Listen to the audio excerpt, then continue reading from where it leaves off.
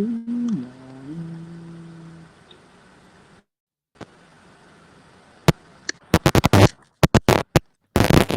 morning, Mr. James. Sound is coming outside. Mr. James, can you hear me?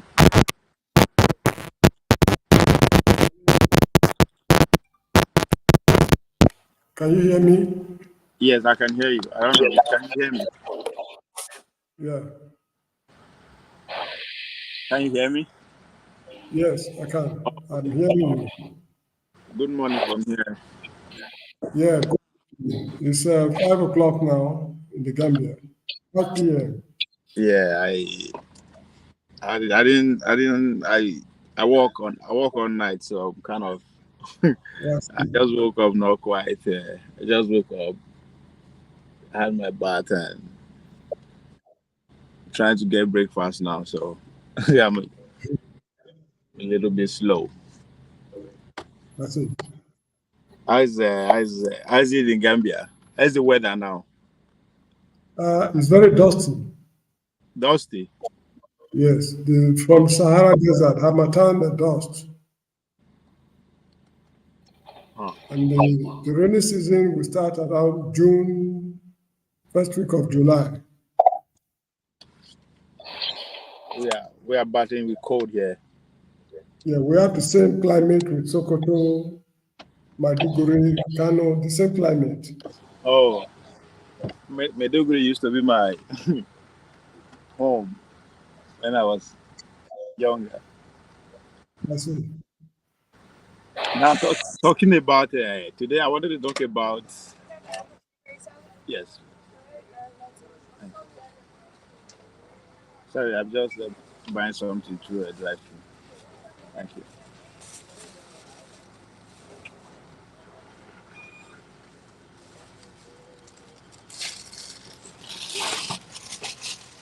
I said I don't know. Throughout yesterday and last night, I was thinking of what to talk about. Oh, I see. Nothing really. So I said, okay, let me. Then I stumbled on one article written by who's this guy? Well, it's about Kingsley Moghalu. I don't know if you know Kingsley Moghalu. Was former deputy governor of Central Bank. He actually contested for presidency 2019, if I'm not mistaken. But they are all Obasanjo's boys. You know, the OBs, all of them. Now, he was talking about Nigerian youth cohesion, but it took the aspect of social cohesion, that there's no cohesion between the Nigerian youths, which is right in a way. So I was wondering, I was like, okay, maybe Mr. James will give us a little bit of how it was back in the 70s and the 80s in terms of Nigerian youth working together politically. How was it compared to what you are seeing now? Oh, well, what is there is that during my time while I was in Nigeria as a youth, there wasn't much interaction among Nigerian youth. One of the reasons is because the news media was rigidly controlled by the federal authorities. If let's say Net Office, Nigeria External Telecommunications, was set on fire during Shagari's time as a member of the University of Lagos. The only way people can hear it in Benin in those days is through NTA News and Federal Radio Corporation of Nigeria. Then newspapers like Daily Times coming from that area will give us stories. One or two people will give their opinions. You don't really know the nitty-gritties involved. How Ibrahim Tahir, the chairman of NET, was living in that same building on top floor as his personal residence, but I think about 2 weeks or thereabout, Before the outbreak of the fire, the man moved out of the building. Elegiwa mentioned something about, so it was, we were not in touch with each other. And as for the Nigerian Students Association, I remember whenever we are planning to go out on demonstration, students from Eastern Nigeria always exclude themselves in the East. That's Unsuka students in particular. They don't get along with any demonstration plan, by the students in the country at that time. I don't know. What was their reason? Oh, grievances over the civil war, the bitterness of the Oh, war. They see themselves as distinct set of people from the country. So that's just the reason. So there wasn't much interactions among us. I didn't know much. In fact, people of my time, when we went to Kaduna for NYC orientation, it was a very strange environment to us because we were used to this forest life in Benin City. yeah. Via local government, you have very, very thick forests.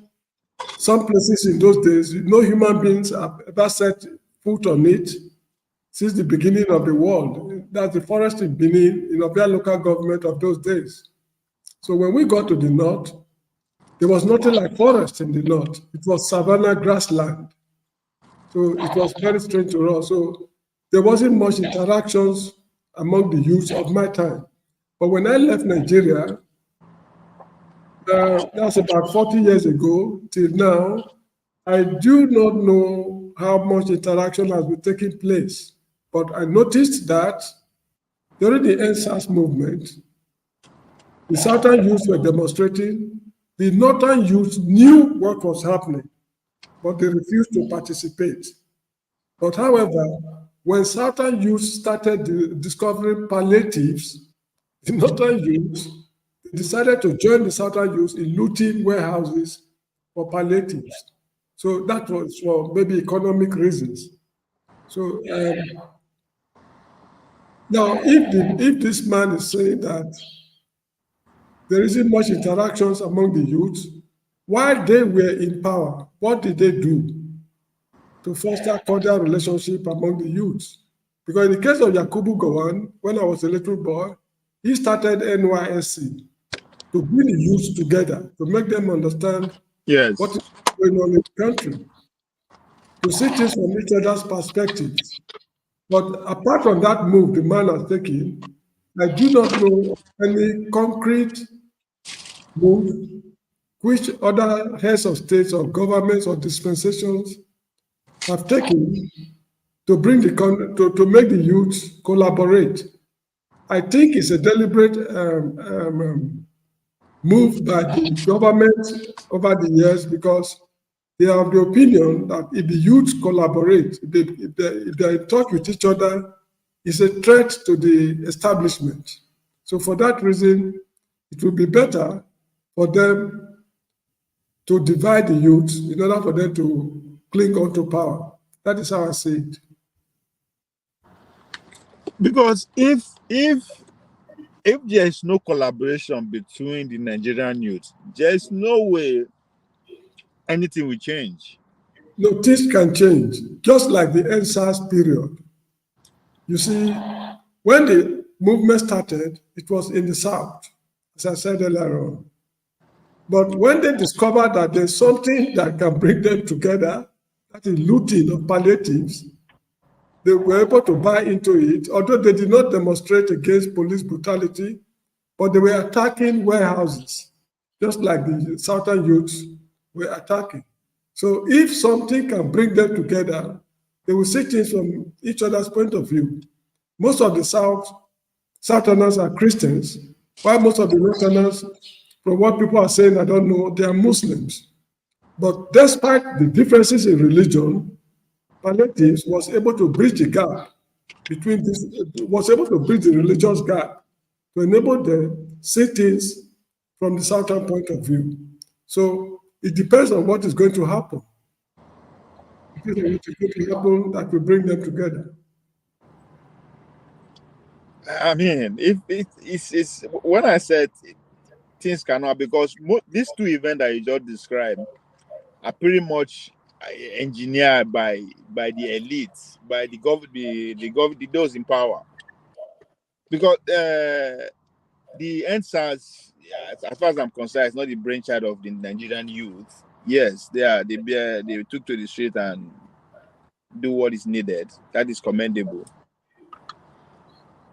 But before even Buhari stated it, I think when he was in London during his time, I said that Nigerian youth are lazy.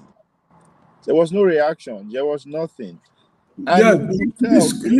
sorry, he was correct to say that Nigerian youths are lazy. Because if Nigerian youths are not lazy, a man of his type should not be head of state. They voted him to office. The youths are more in number than the old men.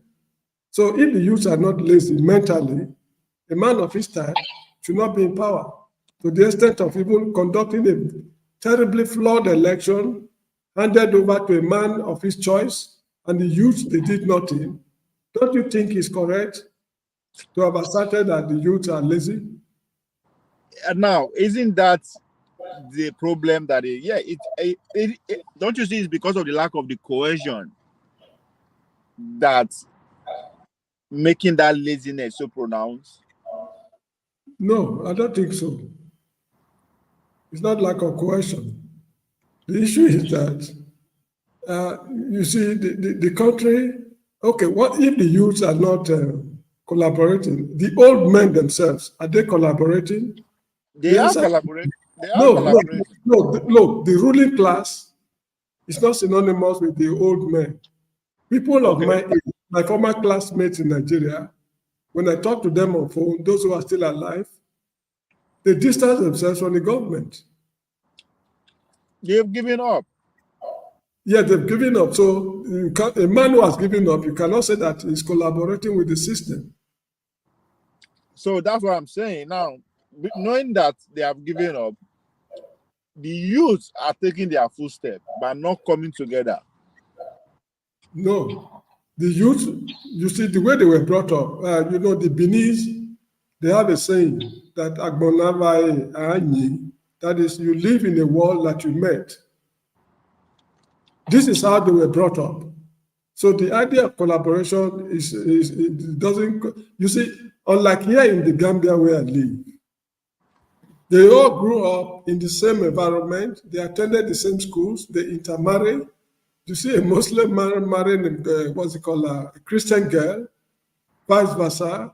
During Christmas, you see the children trooping out to the major centers like a place they call Westfield in Greater Banjul area, and then in Brikama they have another. You see them all celebrating Christmas together. When it is Ramadan, the same thing happens. Whenever there's a football match and they come out victorious, you don't tell the difference. I won't say most, but majority of the families, yes, majority of the families, you see, half of them are Muslims and half of them are Christians, the same family. Some of the children bearing Muslim names, they'll be attending churches, and some of the children bearing Christian names, they'll be going to the mosque to pray. That is how they were brought up. We were not brought up in such a fashion. You got the point? But we the younger Nigerians now pretty much have the same lifestyle. We are brought up like that. We intermarry. Socially, we are not. I don't think when it comes to celebration. No, I don't think we intermarry the way the Gambians do.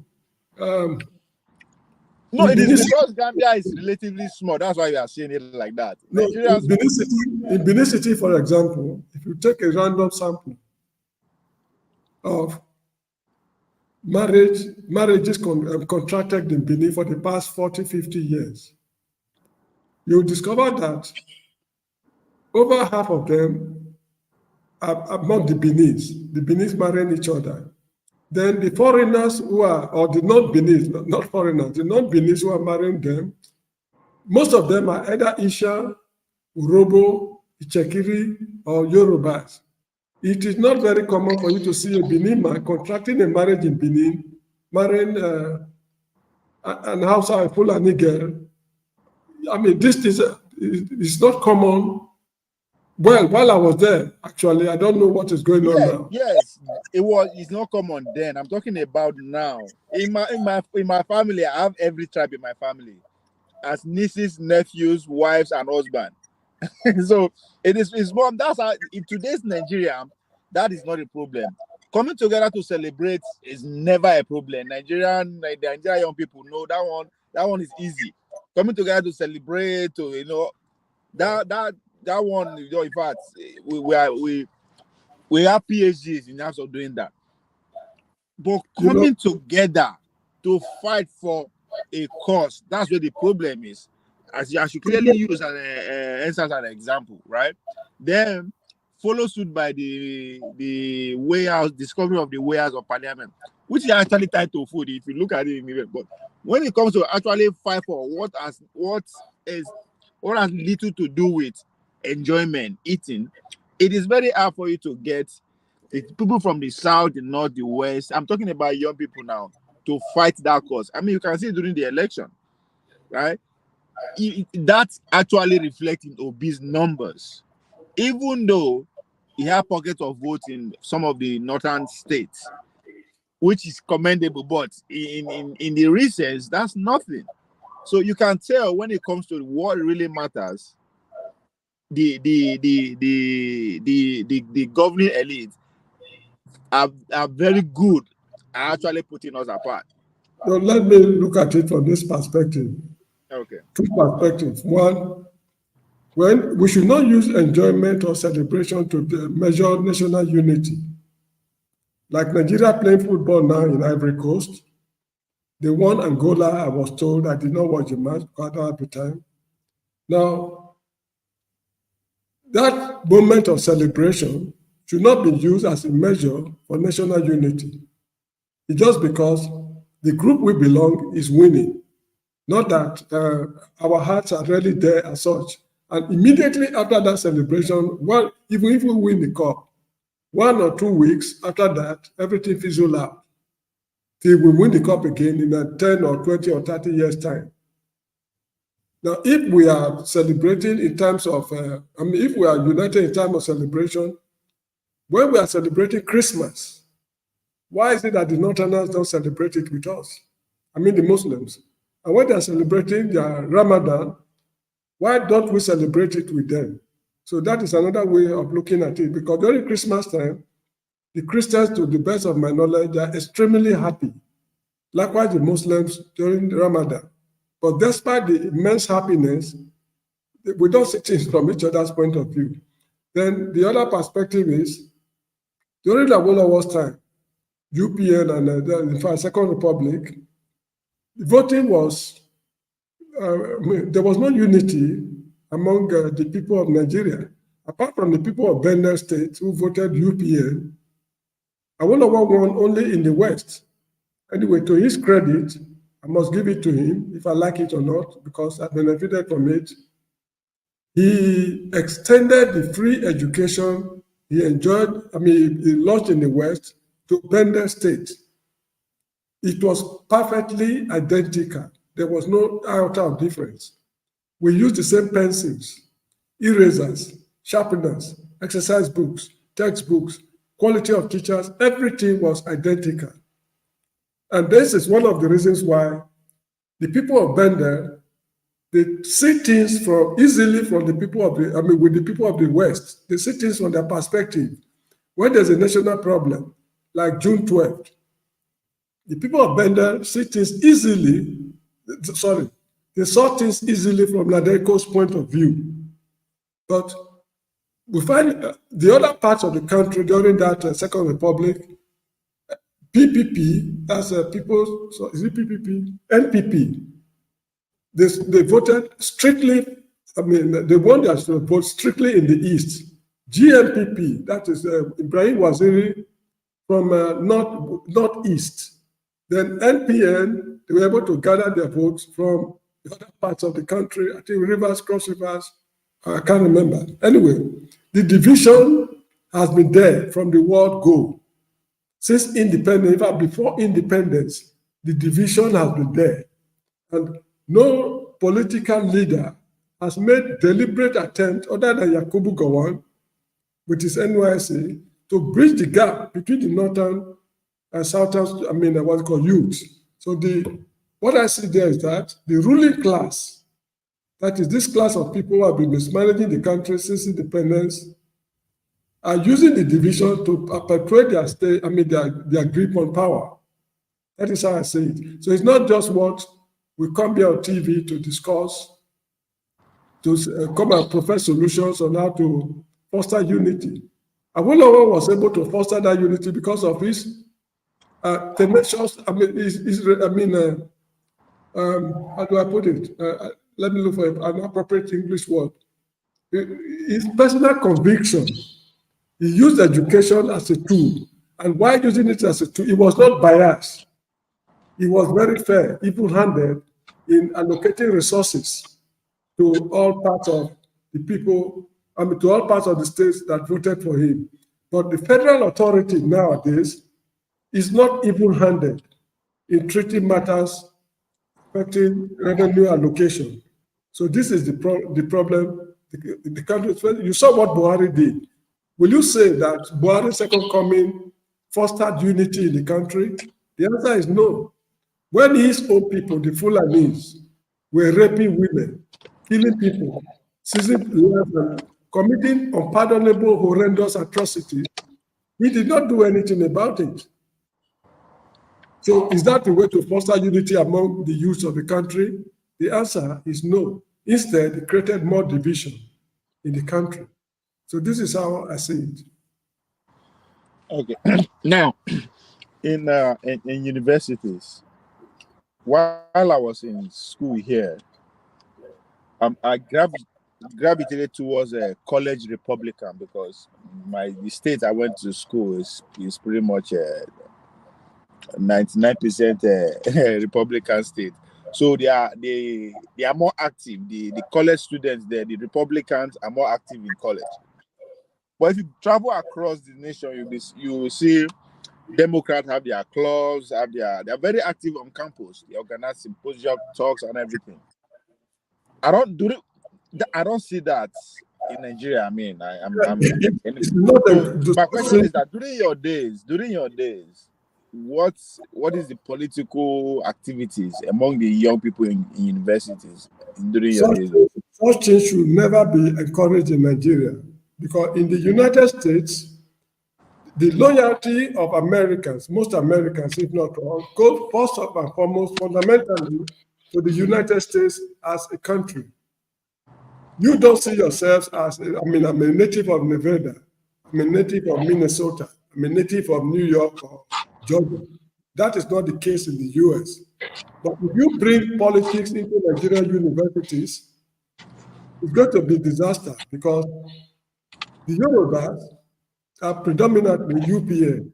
So if you allow the NPP, or what they call NPN, to come and launch their campaign rallies or whatever it is, or social gatherings inside the University of Lagos, it's going to cause problems. So for that reason, they should not encourage it at all. The universities should remain neutral. Just like traditional rulers are not encouraged to be engaged in partisan politics. If, let's say, in Benin City, the Oba of Benin happened to associate himself with a particular political party, that decision is going to create a lot of division among his people, and it will give him a lot of traditional problems. So Nigeria and the US, in my opinion, are sharply contrasting when it comes to what they call patriotism. We owe more allegiance to our tribes, to our traditional rulers, than Nigeria or President. In fact, I, for one, do not owe President Bola Tinubu anything, let alone patriotism.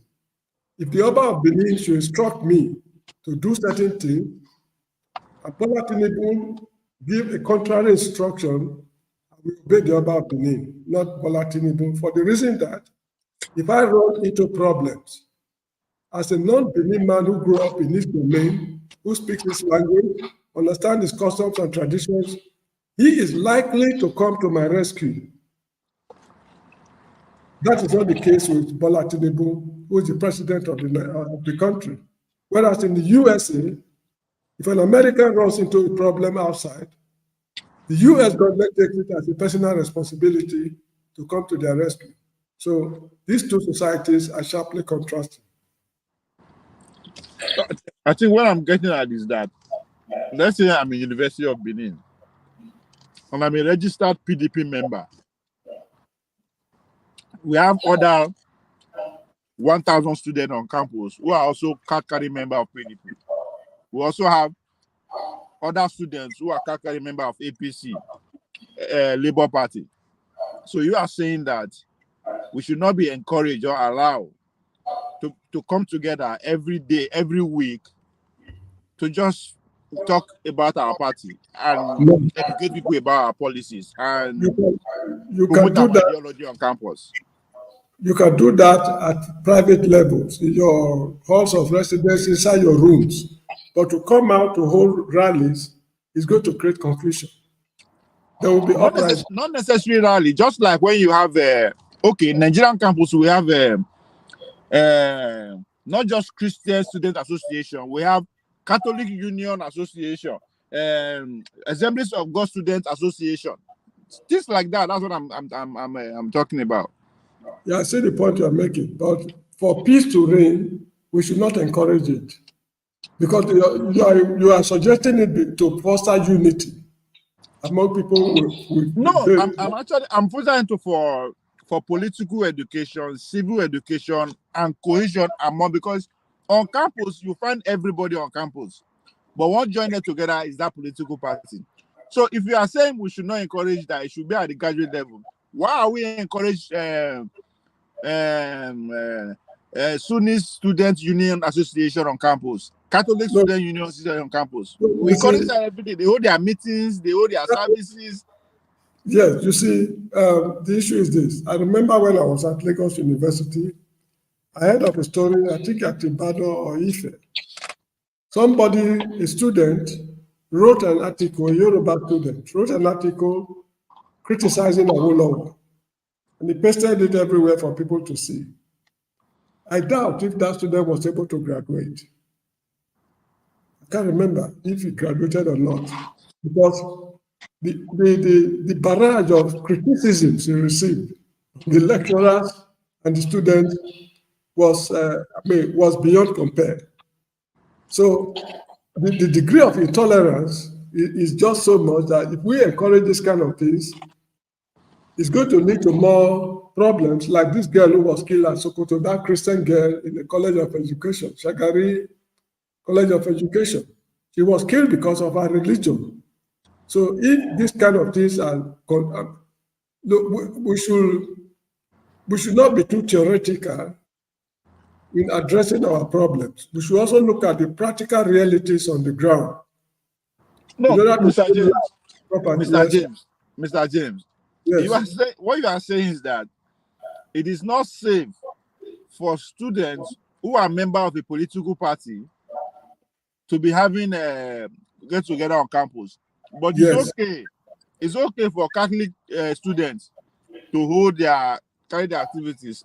Muslim students, I don't understand. No, you see, right now, with the state of Nigeria, how many Catholic students at Bayero University in Kano will be able to hold an open gathering to promote the Catholic religion or Catholic faith? How many can try it in Maiduguri? How many can try it at Sokoto? No, they do. They do. No, They do no, all this is on no, campuses. They no, do. no, no. This is, look, with the present the rate of kidnappings and killings. Yes, all these things. No, They are well. They have buildings. They build their churches, their mosques. These are institutions on campuses, Nigerian campuses across the well, nation. They have their whole. They have money. They have their election every year. They have, as I said, they have auditoriums. They build structures. They have patron people donating money from. This is happening in Nigerian universities across the nation, north, south, west, and east. That's how strong the religion is. Our religion is on campuses. So I am not saying the political parties should replicate the same thing just to educate the younger ones, but at the same time to bring them together. But I understand why the older guys will say will not encourage it, because Of course, it's a competition to them. But that's what we need for us to take civic education about politics, right? About governance, about leadership to that level. I think to foster unity is not what we should carry microphone or loudspeakers to be shouting all over the place. It was Wole Soyinka who said that a tiger does not display its tigritude. In English language, originally there was no word like tigritude. When Leopold Sedar Senghor of Senegal invented the word, I think, negritude, that was what led to Soyinka replying him with the word tigritude. A tiger does not display its tigritude. If the country is to be united, if people are, what you call fairly treated, if justice is dispensed without fear of favor, that is enough to unite the country. So you don't need to go and preach on microphone, loudspeakers, that Mr. James, you must marry for a Kanuri woman. To me, it's exercise in futility. But Mr. James, justice, equity, fairness don't happen naturally. Why? People are compelled to adhere to it. Anywhere in the world, we are human beings. Nobody wants to say, I want to be fair. No, you are fair because if you are not fair, there are people who will put you on check. There are institutions who will check it. There are organizations who will say, oh, that's how we get justice and fairness. Not necessarily, oh, human being will do the right thing. They will not do the right thing. I think we are saying the same thing. Look, I think I've told you my story why I left Nigeria. Yes. At the University of Sokoto, I was interviewed by a Ghanaian head of department that I applied to. After interviewing me, they found me worthy to be appointed. But I was denied the appointment because I was born in Ondo State. So it got to a point I could no longer put up with the Nigerian system when other things started happening as well. That is why I walked out. If I had been offered that job in Sokoto as a young man, I spent all my life lecturing there. There is the possibility that I might marry a Fulani woman or an Hausa woman or something like that. And that is how unity comes about. It's not a question of writing it on pages of newspaper, broadcasting it on television. To me, that is utter nonsense and waste of time. It's exercise in unity. The unity I'm talking about is how to work together. I'm talking about how do we work together to achieve a common goal if we don't have periodic meetings. We work together to achieve a common goal if we are able to see things from the perspective of each other. So, but how do we do that? How do we do that if we don't interact? If we don't come together? You have to treat people fairly. You have to treat people fairly. A situation whereby students will write examinations, JAMB examinations, you say because this guy is from Anambra State, the pass mark is 290. Another man is from another state, you said the pass mark is 190. To me, that is discrimination. They might say it's federal character or whatever it is. To me, it's arrant nonsense.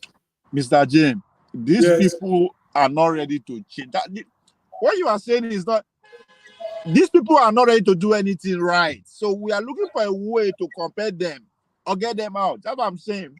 What you are saying is, oh, they should do it. No, they will not do that. I mean, they are not saying it. They've been, for the past 6 years, they're not doing it. Look, in Ghana, for example, the Ghanaians, there's more unity among them than we Nigerians. Although they also have tribal problems.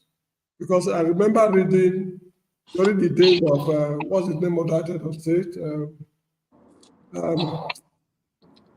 He's from Wenchi area, Wenchi Teshima area, Kofi Busia. There was the National Liberation Council, NLC. That was an Ashanti party. It was a tribal party. Now, there's tribalism in Ghana, but not the way we are practicing it in Nigeria. So there's more unity among them. The reason is because when Kwame Nkrumah was there, he was able to lay a very solid foundation that brought the whole of them together, to the extent that even there were some Gambians who were sent to Ghana at the expense of the Ghanaian government. I knew one of them. He was my good friend. He died about some months ago. He was a member of the Ghanaian Armed Forces. He was a lieutenant or so. His name is Ruben Philot. He died just some months ago. Went to bury him in the Banjul Christian Cemetery. Now, Kwame Nkrumah was able to lay a foundation that brought the whole of them together. Fundamentally, first of all, they see themselves as Ghanaians. Before this one will say, I'm an Ewe man, or I'm an Ashanti man, or Hausa man, or what have you. But that foundation is lacking. Sorry, we lacked it in Nigeria. We never had that opportunity. So this is what is causing the problem. And frankly speaking, the problem is now so complex that I don't even know how we are going to solve it.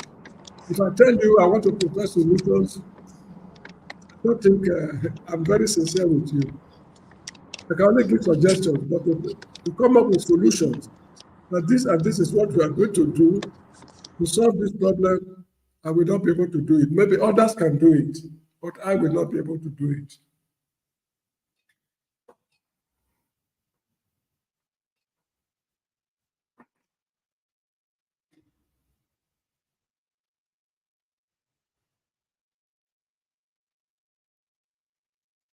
Are you there?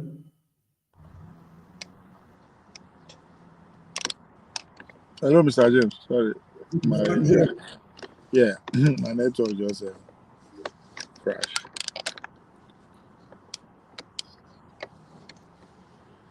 Yes, you are talking about what Kwame Nkrumah did.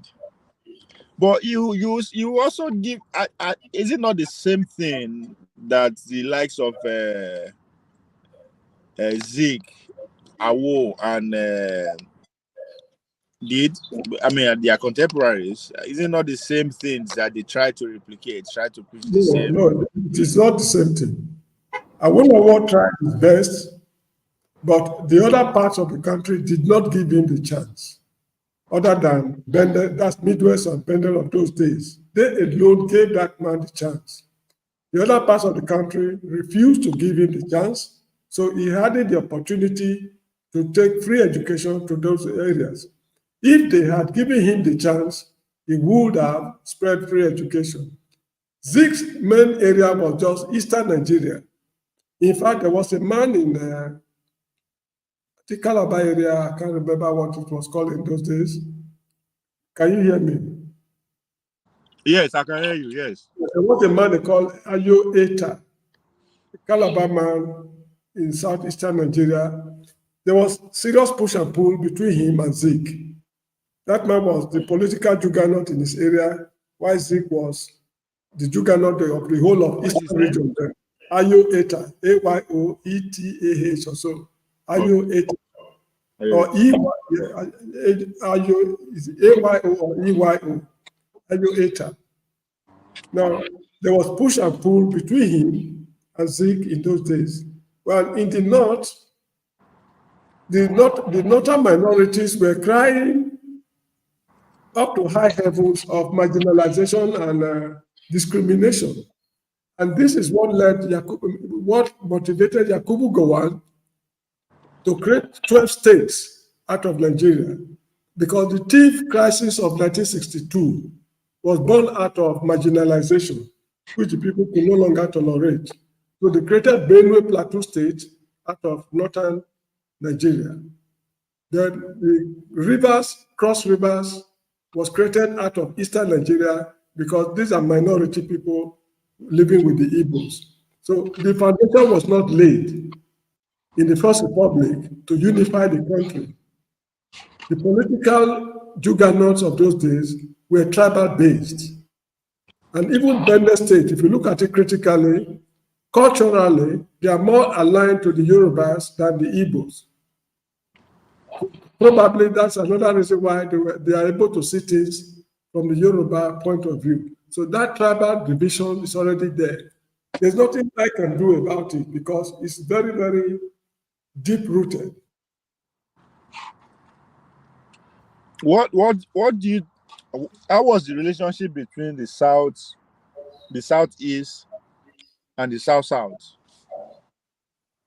The South, well, I got to know about it during the outbreak of the Civil War, though I No, was a small kid I'm then. talking about where the south now, aside the Yorubas. Talking about the Niger Delta states now and the southeast. Yeah, that's what I want to explain. Okay. The South people, particularly Rivers, Cross Rivers, and others, they were not having it smooth with the Easterners. There is what they call abandoned property issue.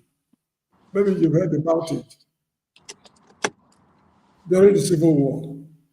Now, before the Civil War, Port Harcourt was built principally, not wholly, but principally by the Igbos. Most of the big buildings belong to Igbos in Port Harcourt and other cities in along the coast. Now, but during That's the Civil War, before the Civil War. yeah, before the Civil War, during the Civil War, the Easterners had to go home because the country declared war on them.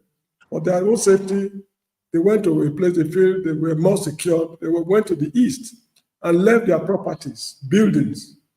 Now, when they left, by then, Yakubu Gowon had already created Rivers and Cross River State.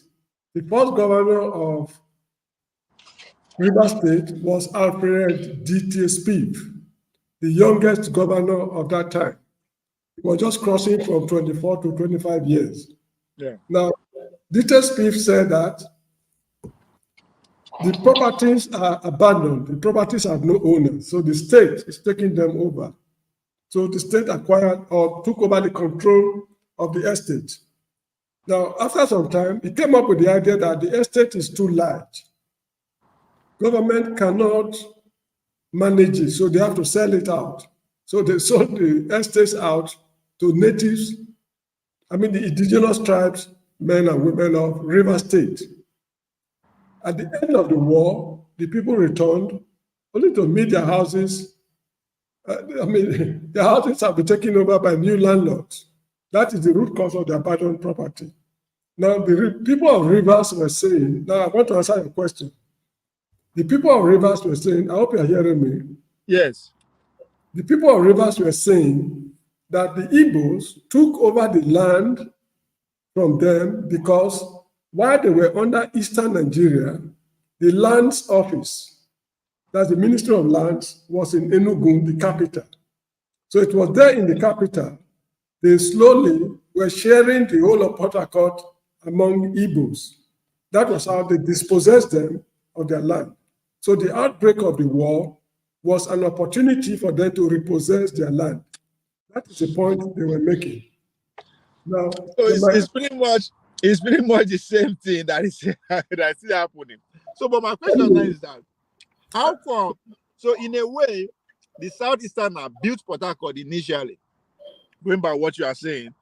The Easterners, the Igbos, they built Port Harcourt in terms of building. Built Port Harcourt. But the land, the same thing is happening to Lagos. They are actually contributing a lot to the development of Lagos. So my question is that why is it because of the seaports that is not in their domain that they always come out and build other territory, but they refuse to build? No. The reason is this. The reason is just this. In Africa, there are two areas that are densely populated. Eastern Nigeria, I think that area where you have Burundi, Rwanda. I don't know which one is first or second, but these are the two most densely populated, neighborhoods in Africa. Now, the Igbos, one of the problems they're grappling with is population. The area of land at their disposal is not enough to cater for their needs, to build houses, to do this, to do that. The land is not enough. So for that reason, they decided, that is one of the compelling reasons why they travel out. And during Mr. James, I wish you Boma would have said I would disagree with you, because now let me put it to you like this: if you say the space is too small, but even as small as it's still not developed. No, excuse me. Now the issue is this: The area is small. That is true. but it's not developed. They build their property outside their small area. As a people, these guys are very, very enterprising. Nobody should rule outside their home, yes. Wait, I'm coming to that. They are very, very enterprising. This problem did not start in our lifetime, or not even maybe my grandparents. That's when this problem started. So they developed the habit of going outside. So when an Igbo child is growing up, because they were not having a lot of educational facilities those days, they give them to their masters to train them to master particular trades. So once a boy is attaining that age or a girl is attaining that age, the next thing is to look for a master immediately.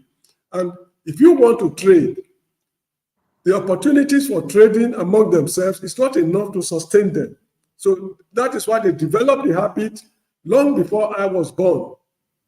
The habit of going out to look for, to fend for themselves. So when the Civil War broke out, unfortunately, there were so many in the north. And when the crisis started, the Hausas or the Northerners, they had the opportunity to kill them en masse. It was genocide they committed. And the unfortunate thing is that those they killed during that uprising, they knew nothing about what Kaduna and Zogu did. So if a man is responsible for his action, other people are being punished for what Kaduna and Zogu and these guys did. So this is the reason why. Let's stay on that Port Harcourt. So during the Eastern Region government, in quote unquote, right? So you said the is it that the government house is in Enugu or just the Ministry of? No. You see, the capital was Enugu, Eastern Nigeria. So all the ministries, yes, all the ministries were there, including the Ministry of Lands and whatever they call it. Now, if you want to purchase land, you want to own land, it is the ministry you get permission from. So, and this being that the capital is there, and they are more in number than the coastal minorities, they dominated the ministry. This is what they are saying. I was not there. I must be very frank. Okay, now they dominated the ministry. So they used their influence or position to apportion land in Port Harcourt to themselves. Because Port Harcourt was a seaport and a booming center, just like the way Lagos is booming now. Yes. So the land they are all was choice property. So that was one thing, and there was also push and pull between the natives of the place and and the Igbos. For example, when the Civil War broke out, the federal government had cause to open a new war front from the coastal area. I think it was Brigadier Benjamin Adekule. They trained at Takwa Bay in Lagos. When they finished their training, they traveled by sea and entered Port Harcourt through the coast. When they got there, the people, the Queries and others, the Jaws, they now asked them, where have you been all along? We've been waiting and looking for you. You've come, but you are a bit too late. But however, you are more than welcome. That was how they were able to open another front easily in southern part of Biafra to attack. I think Murtala Mohammed came from Benue or something. Anyway, they were surrounded completely. So that is how the relationship has not been cordial for a very long time. And of course, the history of the Borough, who I think first of all declared the Republic of Niger Delta, they've been complaining of marginalization.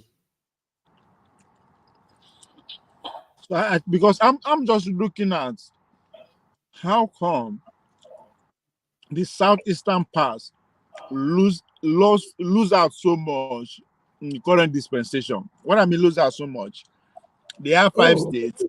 Okay. You see, they lost out for one reason.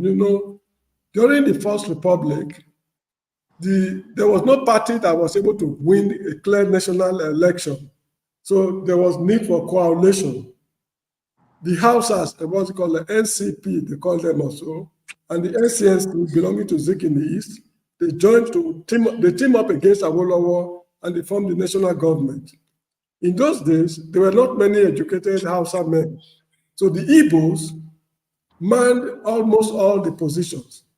The federal commissioners, sorry, the ministers in those days that later became federal commissioners in Yakubu Gowon's time, the airports, the seaports, the universities, a lot of, virtually all the parastatals were Igbo controlled during the First Republic. But when the Civil War broke out, they moved. I mean, they had to abandon their positions and they all went to the east. Many of the educated men left the country.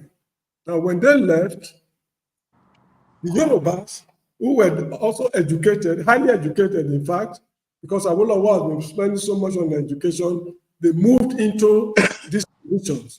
They took them over. So at the end of the war, when the Igbos returned, these positions were already filled. So this is one of the reasons why they lost out, or they've lost out in the present socio-political dispensation in Nigeria. It's not their fault. Yeah, that's understandable, but I'm curious. How did this sour relationship between the Southeast and the South begins, politically speaking? Because I don't know why we don't get along, politically speaking, because if we get along, that's a huge plus. No, you see, one thing is this: when human beings are in a place, there's always competition for survival. I think this is what Karl Marx was, emphasizing in his write-ups. There's always push and pull in any society. Those who are advantaged, they try to, should I say, not oppress, but they try to use their opportunities to benefit themselves at the expense of the disadvantaged. Population-wise, the Igbos are more in eastern Nigeria than the minorities. So if you say that, even if you want to make the playing field level, the minority people, they cannot compete with the Igbos because of numerically they are inferior. So because of that numerical inferiority, they are unable to compete favorably. And at the end of the day, the Igbos had their way. They were amassing properties, whereas the owners, or let me say the indigenous people of the Niger Delta, the Ikweres, the Ogonis, the Ijos and others, the Bibios, Calabar, the whole of them combined, they're not even, I doubt if they will be up to half of the Igbos. So this is the problem that they've been grappling with since time immemorial. So what is happening in Lagos now in terms of Lagosians saying that this is our land and we are not going to allow people to come and dominate us using structures and all that? That means they're actually speaking out of, I won't say out of experience, but it's not the first time it's happening to them. No, it's not the first time. Remember, when the Civil War ended, Ojukwu had a property, that is his father, I think, had a property in Lagos because Velasca. So when the Civil War ended, in fact, long after the Civil War, I was at the University of Lagos then, the man found it extremely difficult to reclaim the property. And it was resulting to serious push and pull.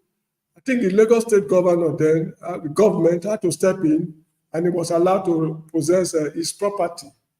That they call the building Velasca. I don't know exactly where it is located in Lagos. So if they suffered the same fate in Port Harcourt and they refuse to develop their own zone, then decide to go to Lagos again and put all their resources in Lagos. I mean, so why they complain if for the lack of words? If once bitten, twice shy, they say. Well, because in the Southeast, there's no development like that going on. I mean, I'm not saying everywhere is plain, but with what they have been able to do as you are saying, now what they're able to do in Port Harcourt back in the days, and what they are what they're able to do in Lagos, and what they are doing in Abuja, then there's nothing in the East. If I want to do that comparison, they are not doing 1/4 of what they are doing in Lagos, Abuja, and what they did in Port Harcourt in the Southeast. No, so I don't understand. One thing again is that since the Civil War ended, many of them resolved that should they run into wealth or money, they first of all build houses in their homes, their hometowns, before they build wherever they are living. That But is they are what most. not doing it though. No, I think they are doing it. No, see, they are not building infrastructures. What is building houses? If I use 100 million to go and build house in my village, that's waste. Nobody is staying there. I'm not staying there. That's waste.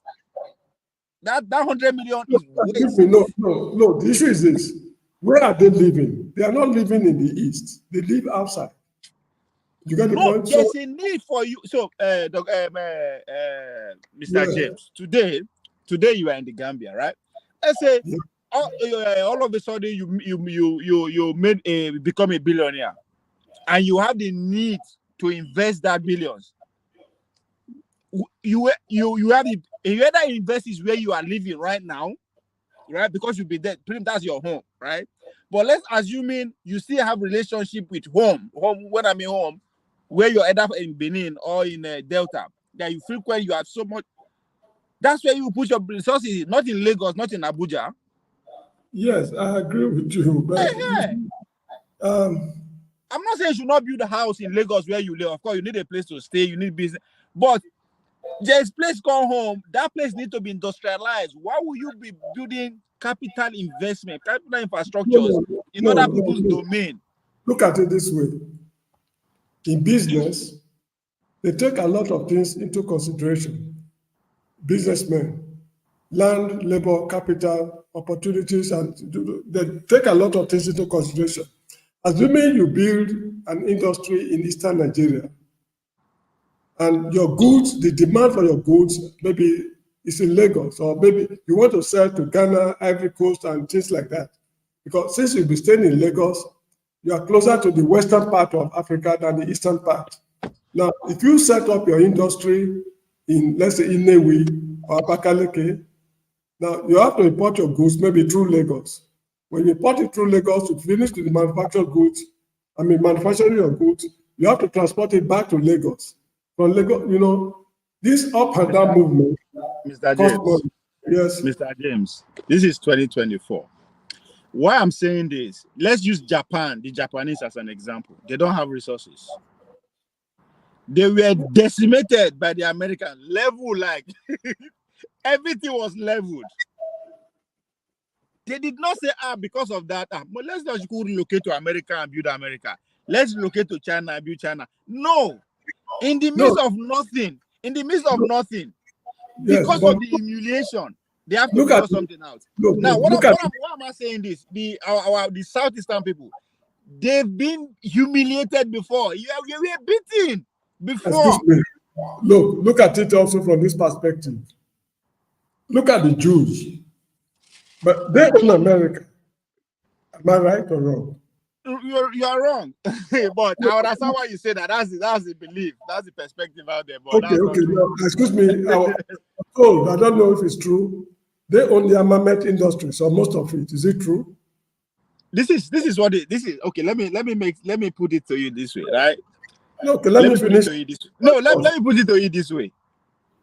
Rich people don't work. If you are rich, you are wealthy, and you are wealthy for a long time, you don't work. You pay people to do your work for you, right? No. Okay, look, the point I'm making so is that's what is happening. That's what's happening in America. Just like if you go to Qatar, Qatarians don't work. The Egyptians do their job. That's exactly what is happening in America with the Jews. The Jews, most of their assets are not in the state of Israel. They're in the United States. I live in Israel. Don't be surprised that South Africa is far more developed in terms of infrastructures than the state of Israel. Than Tel Aviv? Excuse me, I was in Tel Aviv. I was in Beersheba. I was in Haifa, Netanya, Eilat. I traveled across Dimona, where they have their nuclear reactor. I traveled throughout the length of Israel. Yeah. Now, if you go to South Africa, what you see there is just they live in a world of their own. What the Boers did in South Africa was a colossal loss to them. So most of the wealth the Jews have got, they are investing in the United States. And this is one of the reasons why the United States government is finding it difficult to turn their back on the Jews because of their contribution to the development of America. No, Now, See, okay, see, okay, I want you to, let I me want you finish. to get this. Wait, see, Let once me, you get this right there, everything will make you understand. Because even using Jews as an example is also wrong compared to the Igbos. Now, there is a need for the state of Israel to be where it is. For excuse me, America to enjoy their hegemony. There's excuse a me. need for them to have a state in that location. No, That's that's not Israel.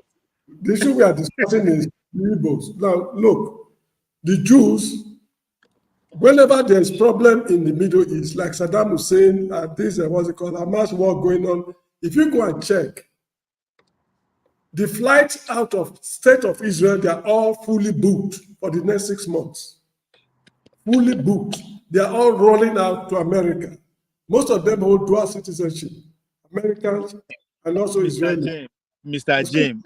So look, the Igbos, wherever they are, they regard that place as their home. That's one thing I noticed. Yeah, They but also, your home is not sufficient. You are not sufficient. You are not protected in your home. That's not so. The Israelites, the Jews that you're talking about, because of the humiliation they be facing across the length and breadth of this planet Earth, what did they do? They make sure Israel is one of the most powerful states on the planet Earth. Even though they are investing everywhere in the world, they are investing everywhere. They, as you said, yes, they own America and all that. But still, Israel, the state of Israel, is not a state to toy with. So that's what I'm saying. Our brothers, the Igbos, are being humiliated everywhere they go around the world. Let's put it that way. But still, even if they decide to go back home now, they are not safe. That's what I'm saying. They are not safe. So the Jews, you can what are you say about the Jews today? The state of Israel is relatively safe than most countries in this world. That's one thing. no. Look, when you say relatively safe than most countries of the world, I don't think so. Because look, the issue is this. They are completely surrounded by enemies, except at the Mediterranean That's why I'm coastline. saying that is America for you. America have a reason why that state has to exist. Is to Good. put Why is the America? Arab world in check. With Why the is presence of America? Middle East and their nuclear weapon, the Arab have to be put in Why check. is America? Why is America interested in the state of Israel? That's what I'm What saying. did they get? Because of the Arab world, you have to keep them in check. It's a No, competition. Remember, this is a no, competition between the no, Arab world and the no. Western world, right? America, That's look, America alone is enough to check the Arabs without Israelis. no. They see that's the mistake you are making. Don't forget they have nuclear weapon within the Arab nation, not like Africa. We don't have nuclear weapon. Iran have nuclear weapon. So there is a need for us to have state of Israel with a nuclear weapon too. Look, The day any African country will have one house of nuclear weapon, guess what? America will come back to Liberia and make it one of the most powerful nations in Africa. That's how it works. This is Israel. Israel is more or less like a war house. It's a war house of the American state. The Arab nation have to be put on check. Israel is a problem to America. It's just that they No, cannot it's talk. not. No, See, Mr. James, that's what I'm saying. When you are seeing it from the outside, it's like that. No, it's not. There's a reason why it has to be like that. anyway, let's come back Don't to forget, they are the world hegemony. let's There's a reason. let us come back to what we are discussing. We are dealing And with again, and again, just one point. If you, in case, again, if you kind of surprised because of what is happening now in Gaza and Israel, that there's a reason. Americans are coming back home. The world as you know it before, the global world you know it before, when ships move around the sea safely and all that, he's gone. He's gone. America said we don't want to police the world the way we used to again. So we are going to have regional hegemony now like the way it used to be before they came on board. So that's what you see happening. If you can also trace it to Russia, trace it to what is happening in our backyard. Everything is connected. So Americans are they are deglobalizing. They are coming back home. They are Excuse bringing me. most of their factories back home. They are sufficient as we speak today. America Uh, are the #1 oil producing nation in the world. They are sufficient, so they are coming back home. So there's a reason why all this thing is happening. It's not just happening. No. Everything is planned. Excuse me. The viewers at home watching us, they will be more interested in Nigerian issues than Arab issues or Yeah, so Israeli. no, we are making a comparison. So you and Israel, the Jews are the good example that you just pointed out. They are the good example. They have been emulated anywhere they go. But guess what? Their state, they have nuclear weapon in their state. How many countries have nuclear weapon in the world? You can count them. Israel is one of them. So you cannot necessarily just imagine they don't have nuclear weapon. Are They you would have been telling run me? over by now. Or America is not part and center of it. They would have been run over by now.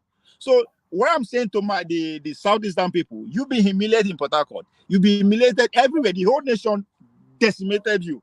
But still, you still don't think say come on. This is our home. This place that we call home. So we should make it untouchable in terms of technology, infrastructure, whatever. Excuse me. Look, listen. Look, it seems as if you did not grow up in Nigeria. If the Igbo man choose to have nuclear weapons tomorrow, will the federal government give him the chance? The answer is no. No, even federal government won't get nuclear weapon, the Western world will not allow them. Nobody's going to allow you, but you have to do it. I'm coming. Nobody's going to allow you. Excuse me, look at innocent motors. If he were to be in the United States or in the state of Israel, that is the only country producing motor cars in the whole country, the US government will do everything humanly possible to support them, the way they supported Ford and other car manufacturing companies in the United States. Look at the formidable problems innocent motor is grappling with. The issue is this: your senators, they want motor cars. Innocent motors can even make custom-made cars to satisfy their needs, but they choose to go to Japan or wherever they want to buy their four-wheel drives from. Are you getting me? Now, if this man is making a major breakthrough, look, it will only take the federal government 1 year to cripple him. And how will they do this? The what you call national budget for 2025, XYZ items, which are very crucial for his business, they just place it under ban or they increase the import duties. Mr. James. I'm telling you the truth. Mr. James, that is the reality of we human or the world we live in. I'm saying all this because the Southeastern people have smarter people than I can ever imagine, even right from time immemorial. That's why I'm curious and asking all these questions. If you said what the federal government is doing to them, that is a fact, that's a reality. And that is why there's a need for them to have power. Don't forget, Buhari said it plain blank in one of the interviews with Arise, that it is a battle between not tribe, nationalities. Every tribe wants to be superior. He said it as a president. And I think that is not the news to my Eastern people anyway. The Chinese people have what they call the 100 years of humiliation. Every country have that, except Nigeria, I don't know. What is happening to the Southeastern people with the example that you gave, the innocent motor, nobody's going to allow them. Yes! I would not allow them too. Nobody's going to allow you. Listen. Hold on, Mr. James. Why did the US government allow Ford Motors to take Let me get Zaki. I'm just what I'm going there. As we speak, Elon Musk, the owner of Tesla, is in war with the government. Government refused to recognize him as the guy who has pioneered the electric vehicle revolution. They had a conference regarding that. In White House, they did not invite him. As we speak, the court in Joe Biden's state, Delaware, strike is still out. It is happening everywhere. Companies are being shut down. People are being silent because they don't agree with people in government. So it is normal. And that is why there's a need for an Igbo man to have power. That's the only thing they lack. They know that once you have power, you promote your own people. It is not the way to go, but that is our reality. There's a reason why the few billionaires we have are from the west and from the north, because they are the one controlling power. They are controlling the means of everything. That's what it means. So that's what I'm saying. You people are being humiliated every year. Let's say for the past 60 years now, if I'm from the east, I will target 60 years of humiliation. What are you going to do about it? Nobody's going to allow you to grow. That's the reality that we live in the world. No, in America, I'm telling you, in America, today as we speak, Elon Musk cries every day, not like literally crying, but he fights every day the power that be, because they are trying to, because he doesn't go with the ideology. I mean, this is a an Oyibo man, an American. The same thing is happening to him. So what am I trying to say? Once you don't have power, anything you are, anything you have is given to you. When you don't have power, everything will be given to you. Anything they give you, manage, and you have to manage it. That's exactly the bad side of you not being in power, especially in Nigeria, whereby it's nothing. There is no gray area, now black and white. The winner take his own. But my people, the Eastern, they understand this. I mean, they fought civil war, so they understand this. But the fact that they are not, I'm not seeing any deliberate attempt to make that region, to make home technologically viable and sufficient without Nigerian state. Because that is the world we live in today. It's called individualized nation individualism. They should be able to create a technology that has to out of I don't necessarily to depend on Nigeria. 2024, they have the money, they have the knowledge, they have the exposure. So then what is going on? Oh, you say government will not allow you. That's not it. That should be a news. Government never wanted you to breathe since they take you out of power. Since they believe that now they dominate the country from the beginning, they never wanted you to breathe. So why are you surprised that federal government no one allow you build your car, and no one patronize you? That should not be. It's a sad thing. It's a sad reality, but that should not be a surprise. The rate as if they are building infrastructures in other people's domain, I don't understand. If you're again, another example question to you, Mr. James. Let's say your great grandfather and Uroboman wanted to invested all in money in Benin. Benin people wake up, destroy him. That's your great grandfather now. Your grandfather say, I will do the same thing. You go build for Benin, then destroy him. Your father do the same thing, they invest, they destroy him. If you do the same thing, that's your fault. Right? If you repeat the same thing, it's your fault. So that's what I'm saying here. You see, the Igbos invested in the north and other parts of the country, they destroyed them. Yes. Innocent mortals. They don't want it to grow. Decided not to site it in the north or the west. He took it to an area. Are you getting the point? No, excuse me. If innocent mortals, with all his organization, yes, and business acumen and everything, is still finding it difficult to survive, what is the guarantee that when other Igbos go there to do what he's doing, they will survive? Mr. James. My mother say if you come out on the street, you see a woman selling akara the first day. You come out the second day, you see him. The third day, you see him. That means he's making profit. With the word you use that he is surviving. Doesn't matter if Nigeria state don't patronize him today. That's okay. Other people are patronizing him. One day, hold on now, Mr. James. One day, Aniboma will be president. And guess what? Boom. That is what I'm saying. The man did not give up. The man learned his lesson. He not go build down for Kanu. He not go build down for Meduguri. He didn't build it in Lagos. He didn't build it in Abuja. He built it in Newi. The worst you can do is not to patronize him. That's the worst you can do. But it will be very hard to say you want to burn him down. You cannot burn that factory down. It's not going to happen. The village people will not agree. The worst you will do, I not go patronize you. That's fine.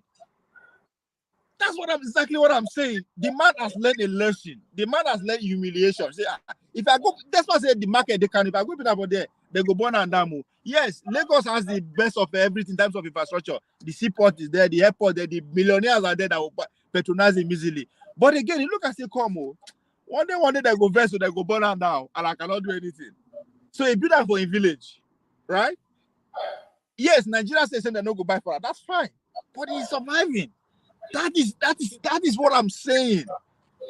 The Nigerian state no be stop him. They can only make life difficult for him. But the day Aniboma will become president, that difficulty way they go through. So innocent motor go there everywhere. Once Aniboma become president, they could get branches everywhere because they have power. It is sad, but that is where we are as a country, as a nation, as a people. Now there we did now. We never move come up for that stage. We see the stage of foolishness.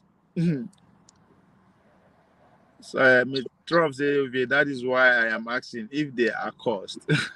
No, because I don't even know the story that you just tell now, Mr. James, that you are told about the activities in the river. I never really, if that really what happened, it is sad that you are not learning from, they are not learning. I'm sorry. I'm not supporting what the Nigerian state is doing to them. No, I'm not supporting, but it is happening. It's real, it's reality. It's no business. No. If Nigerian state is very serious about developing the country to become the leaders or champions of Africa, to champion the cause of Africans all over the world, this foolishness we are doing will not take us anywhere. You're right. Nigeria is not ready. Good. And as we are talking, let me not say Nigeria. Well, Nigeria, the elite are not even thinking that direction. So good. As we are talking right now, the South Africans are taking over that leadership role from us completely. They are. They've taken it already, and they're only consolidating till they be what you call internationally recognized as the voice of Africa. They are.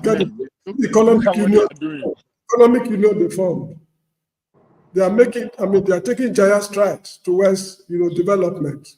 You see, what they did in Gaza war, this international court business. All these are leadership roles which Nigeria played during the apartheid era. But that era is gone. The present leaders of Nigeria we have are womanizers, drunkards. They are perpetual slaves. Those people, those are our leaders. I mean, I've never seen it's sad what is happening to us. But again, I'm really like, I'm not happy with the Southeastern people. Because it's 2024. Just look around. People they build their own highland. People they go build their own state. Come on, the Nigerian state no one give you an opportunity. Develop your freaking land. No, excuse me. If I run into money here right now, and I want to set up an industry, do you think Nigeria today is the kind of place I would go and set up an industry? As of today, no, it's not safe right now. The political situation is bad. No, see, as an Igbo man, you said you have a state. It's their country. Oh. Don't forget, it's a Biafra land. That is their country. That is what they are fighting for. That tomorrow, that place will be independent of every other state but Biafra. So it's their home. They cannot say, oh, I'm scared of home. You can be scared of Nigeria, but you cannot be scared of Biafra land. If you are scared of Biafra land, then you are failed. Some other people will come and take it up. So yes, there is way you can develop strategically. Just start building some infrastructure. Since the Nigerian state no one do have, and as I said, Innocent Moto is a great man. Today, even if the business died today, he has done something. He has shown that something can be done. Just like the question they asked now, that place is not cost. I don't believe it's cost. I don't believe they are cost. But the way they act, the way they do things, it seems like that. I mean, they humiliate you every nook and corner of that country. You've been humiliated. And then they say you direct message. Because I'll sit down and think, how will Nate allow 5 states stay? How will you accept that to have 5 states? in a state, in a country whereby we are practicing the presidential system of government, when a political party they range, delegates and stuff. Why will you accept that? That's why I said they shouldn't have what caused the animosity between the South and the Southeast, because that would have been a one entity. At least they will give us 7 or 8. We'll get at least 9 or 10 states. It will be one. Just like this, the Northwest. The Northwest refused to share themselves again. They decided to stay with 7 states. They make a case for it. So who are those people who negotiate and allow this thing slide? It's sad. Well, I still believe also there's need for the Easterners to get closer to the South people. There is. That's the only way out. And this is not what they can achieve overnight. Now, you said they cannot achieve it overnight? Yes, they cannot. Let me explain the reason why. Okay. You see, the people of Bender, for example, let's say the Beninese, you know, the royal family in Benin, the Obas family, yes, they have some ancestral links with the West. Oh, their language has some similarities with Yoruba. If you understand, if you understand their language, you easily understand Yoruba. There are a lot of words they use together. For example, plantain. The Beninese call it ogede. The Yorubas call it ogede. The Beninese, when they say an important child is omo pataki, the Yorubas will say omo pataki. There are a lot of similarities. I can't remember them now. There are a lot of similarities. Now, but this they've been able to bridge. I mean, they've been able to come together in a very. They've been together. They've harmonized for a very long time. Now, but sorry, Mr. James, not to interject, not to stop you. You are pointing at a very important thing that I'm confused about. I didn't know why. I don't know if you pay attention. I think it was last year or 2 years ago when they get the new Olu of Warri. Yes. And Obasanjo went there and prostrate and all that. Is that what they are trying to? That relationship between the South and the Southwest? Is that what they are trying to rekindle? No, they're not rekindling it. No, because you said they have bloodline. Because the Olu of Warri, has bloodline directly now. When you speak Ichekiri, yes, Ichekiri language, the Yoruba man hear what you are saying. Okay. They understand what you are talking about. So that ancestral link is already there. Huh. Now, and the Yorubas, are you following me? The Yorubas, they try to build on it. During Awolowo's time, there was a man they called Olu of Ichekiri. They changed the title from Olu of Ichekiri to Olu of Warri. That is causing some problems, push and pull between the Urhobos and the Ichekiris right now. Anyway, the point I'm making is the Yorubas, they've done a lot to maintain that cordial ancestral relationships. But in the East, now if you read, have you read the novel, what's the title? Concubine by Elechi Amadi? No. Good. If you read that novel, Elechi Amadi is a native of Rivers State. But the customs, traditions, practices, everything in that novel is pure Igbo. I hope you are getting me. Now, what led to that situation whereby these people are distancing themselves from the Igbos, whereas the people of Warri are not distancing themselves from the Yorubas. So the Igbos, they need to do quite a lot. Not in our generation. They can start it now. They will not be able to reap the benefit now because the push and pull is deep-rooted. So they should start it now so that 2, 3, 4 generations from now will see themselves as one. Just as the Ichekiris, the Beninese are seeing themselves more or less as Yorubas. Because I doubt if there can be any serious problem that could make the Beninese to engage the Yorubas in the war, or the Ichekiris to fight the Yorubas. it will be something extraordinary in the history of mankind. Will lead to such a war. So So the, the, okay, the, the Igbos, so the from what you are Igbos, saying, it's pretty much impossible for the Southeast, the Igbos, to win the Benin's or the pretty much the former Bender states to win them over, right? no, Eastern Bender, they can win Eastern. them over. Eastern Bender, those people are more or less Igbos, just like Okay, these yes. Kwere Yeah, people. now I'm just looking like the totality of a state now. That's why I did not go that route. Like say, okay, I know Delta states. They are pretty much they have a quite significant numbers of number. That's a given. But I'm talking about how can they get rivers people, rivers, Akwa Ibom. Now I'm talking about cross rivers, uh, cross rivers, rivers. The thing they confuse me: cross rivers and rivers, cross rivers, rivers, and I mean the remaining states apart from Edo and Delta. We're talking about Bayelsa. Bayelsa too. I mean they're pretty much they're Ijaw. So, but how can they build a strong alliance with these remaining 4 or 5 states, politically speaking? Because that is the only way. Because I They, still don't. they cannot achieve it in a lifetime because this problem has spanned across generations. But it's possible.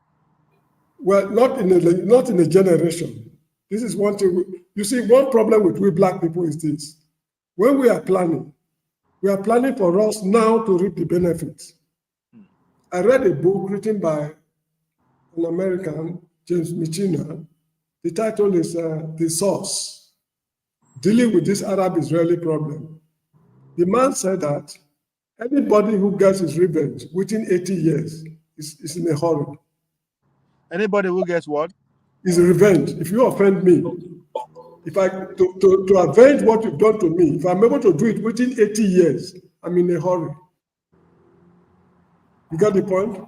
So Now, your the issue revenge is not going to be in your lifetime. exactly, you see, you need to plan for future generations. This is one problem all Africans are running into. When we are planning, we don't plan long enough. As a head of state, you should see beyond the world you are living now. You should think of your children. How will this place look like?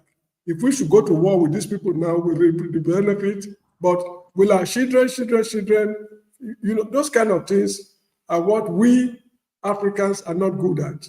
So I think the Igbos, they need to go very close to these people, make them understand that the Igbos can even suffer some disadvantages. It could be financial, it could be whatever it is. They should just overlook it because it's just 2, 3 generations from now. If the relationship is cordial, they will overpower them with population. You give birth to children who are both Igbos and what's it called, Ijaws, Igbos and Ibibios. There will be intercultural, what's it called, intertribal marriages to the extent that you cannot even tell the difference between them anymore. It's just like, I don't know how to say. Okay, the Yorubas, they have these Jebus.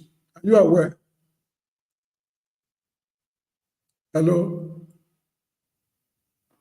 Are you there?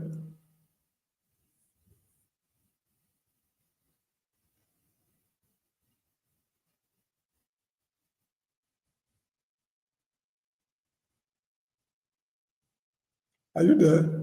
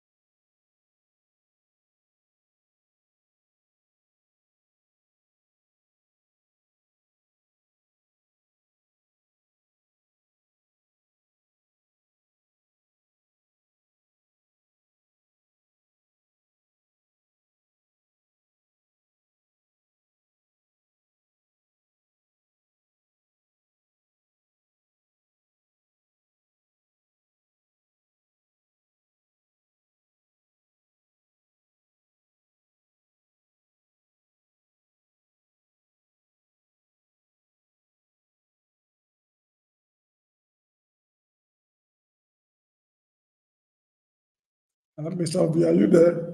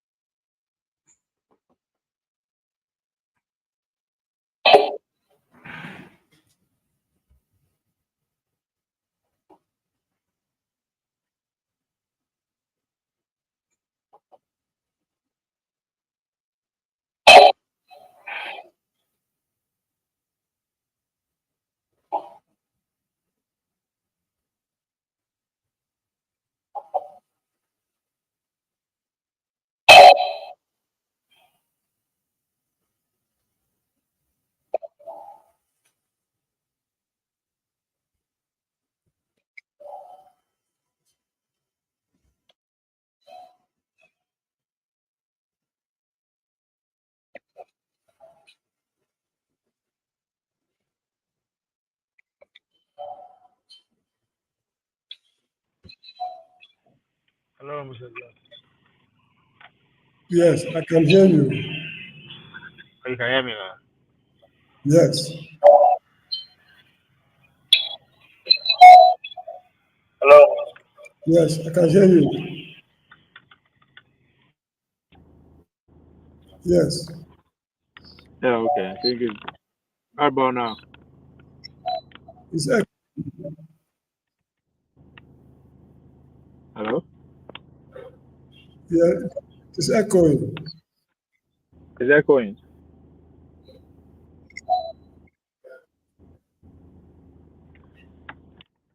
Is it coming from my end?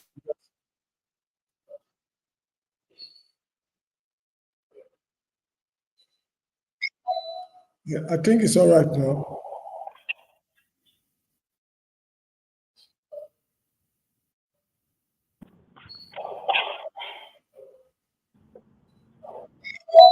It's better now.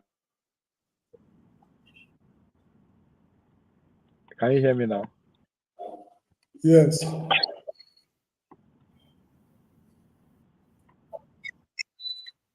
Yeah, my my battery went flat, so yes,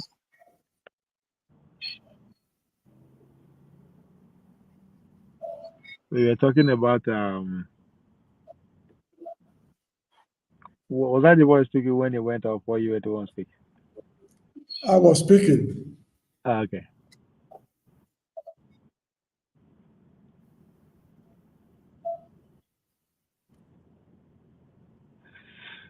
I was speaking. Wait, Yeah, you were no, talking about wait. how Let me sign out and sign in again. okay.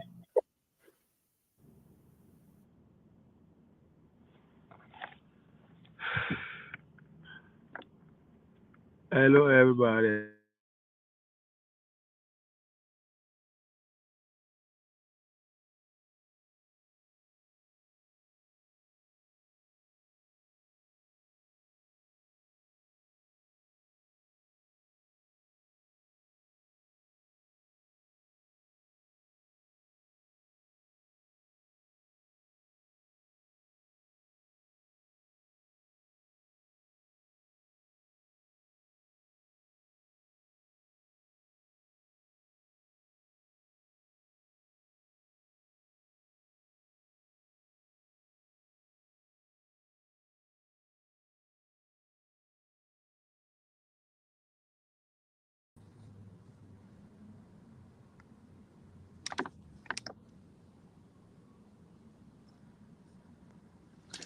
Mr.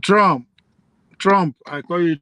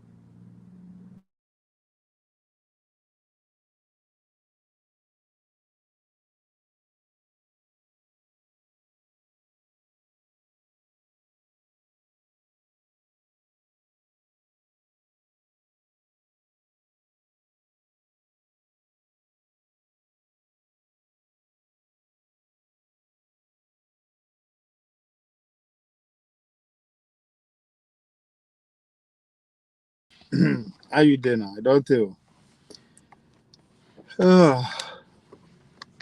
um,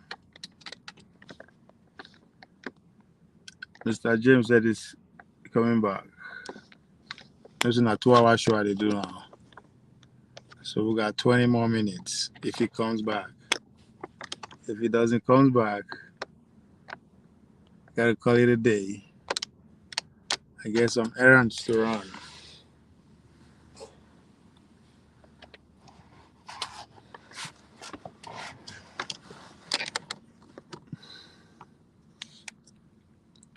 I got a few hours.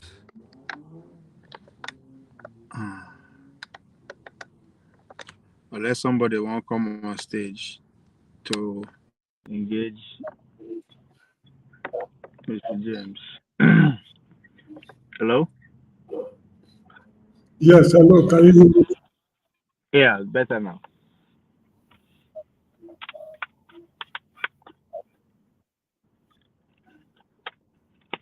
Can you hear me? I Hello, can can hear you you. hear me? Yes, I can hear you. Can you hear me? Yes. Yes, you were touching on planning. Okay.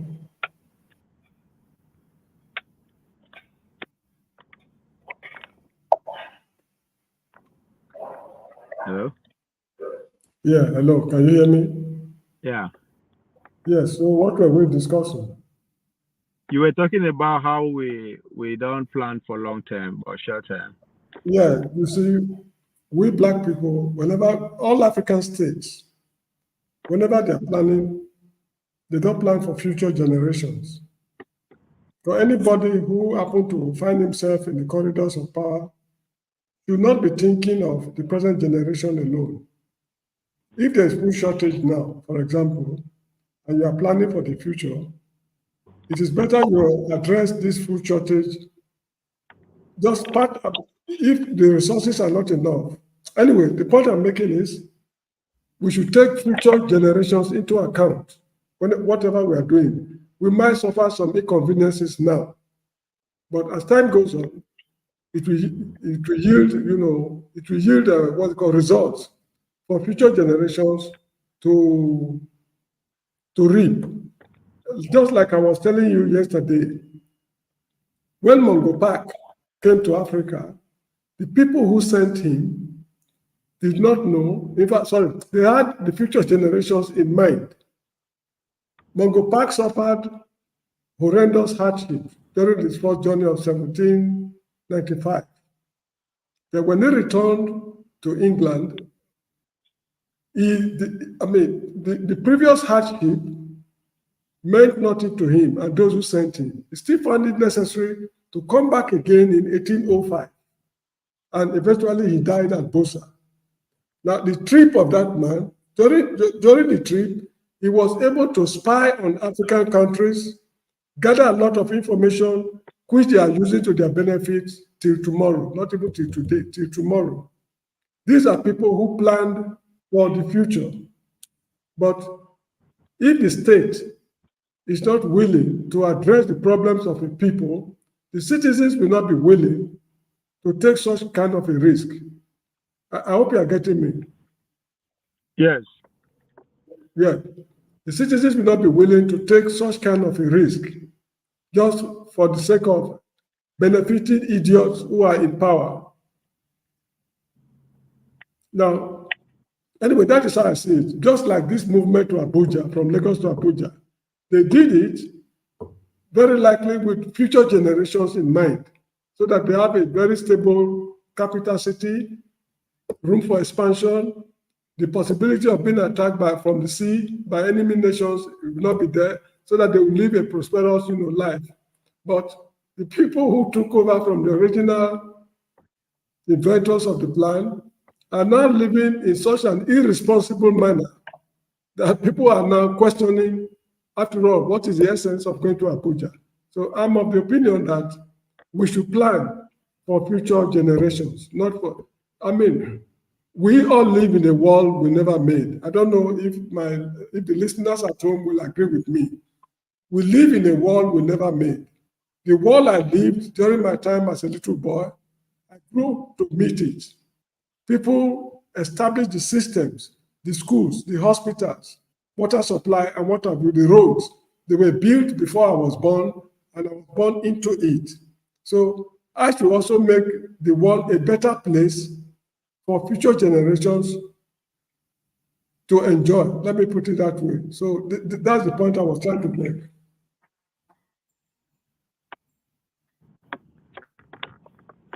Yeah, you're right. I think that's the problem I have with this our current political class. They lack vision. Look at Nelson the only thing Mandela.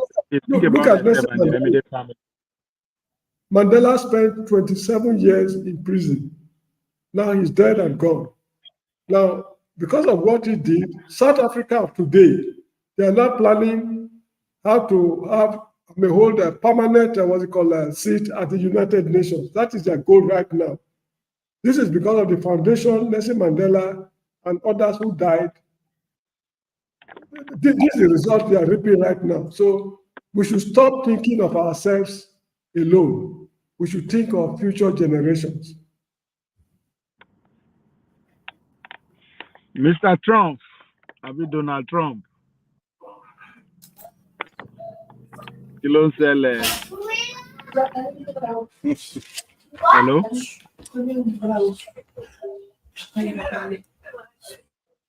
Mr. Trump.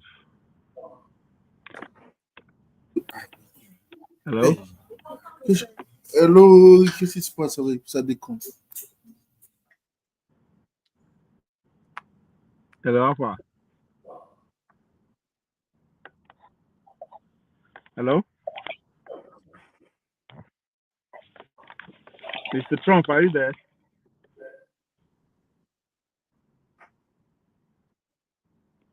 Maybe he's busy.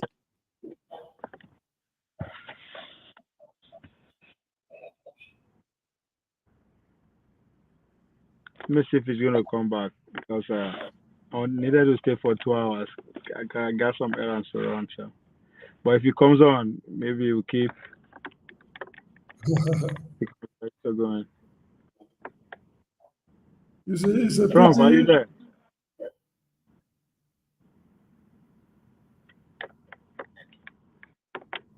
Sorry, Mr. James, you are saying something. No, I said it's a pity Nigeria has collapsed. It's very pitiful indeed. Because if we were able to build on where Kwame Nkrumah stopped, where Kwame Nkrumah was overthrown, Nigeria had a chance to continue from where he stopped. Now, anyway, we've reached our climax, and the next person to take over, the next country to take over right now, from the look of this, is South Africa. And it is very gratifying to note that they are living up to that responsibility, because their ability to form a new economic bloc, and with the move they're taking at, over this Gaza issue, shows that they are prepared for leadership, very much unlike the present Nigeria we have. And anyway, that's just how it is.